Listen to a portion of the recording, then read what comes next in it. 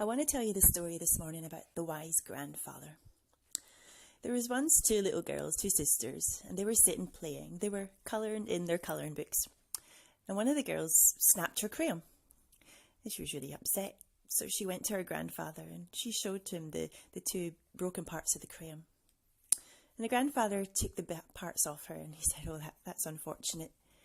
But then he took a bit of paper and he drew a big smiley face. And he showed her the crayons. And he said to her, "I want you to learn a lesson. You see, broken crayons still colour. Broken crayons are still useful. They still colour." And I want you to consider that grandfather's wisdom as we kick off with the Christmas story this month. And what better place to start off the Christmas story than in Matthew 1 in the New Testament. And we know that Matthew 1 starts off by describing the genealogy of Jesus. Jesus, who was the Messiah, was the Son of God. And I'm not going to read the whole list because it's a long list, but we know that Jesus was the son of Joseph. And right back to the start, Abraham was the father of Isaac, Isaac the father of Jacob. And so the list goes on. But when God had his people write the Bible, when Matthew wrote this book, through the power of the Holy Spirit, God wanted to make sure that there was nobody omitted from this list.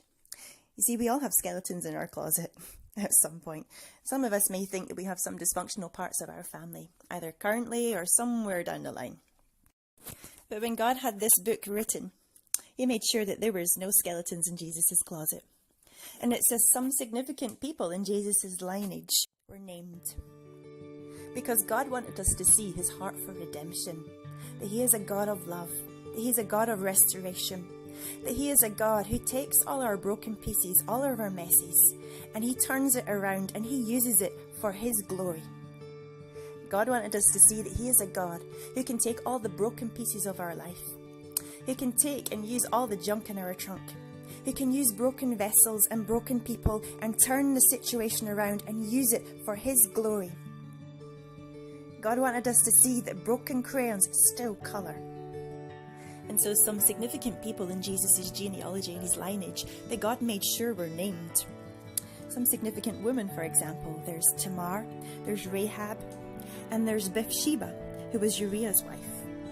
And if you know your Old Testament stories, we know that Rahab, she was a prostitute. We know that Tamar, she wasn't really a prostitute, but she pretended to be a prostitute, and she did some unlawful deeds, got herself pregnant on purpose.